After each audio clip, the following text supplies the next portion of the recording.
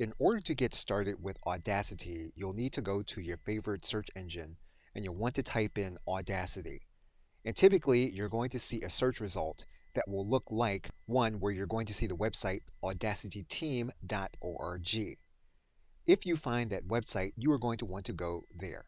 As of the recording of this video, you're going to see Audacity version 3 or above. And you can determine the most recent release and what's involved in that release by clicking the Release Notes button. Now, Audacity is free and open source, so there is no cost involved.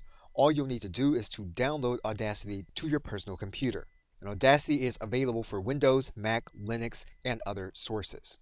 Now, according to Audacity, what you can do is to record with it. You can import and export files.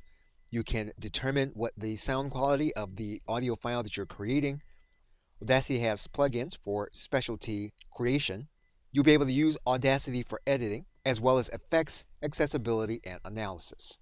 So to start the process with Audacity, you'll go to the system that you have, and then you'll want to download Audacity to your hard drive. Now, for the sake of this course, we're going to look at the Windows version of Audacity. Now, what we'll now do is to go through the install process.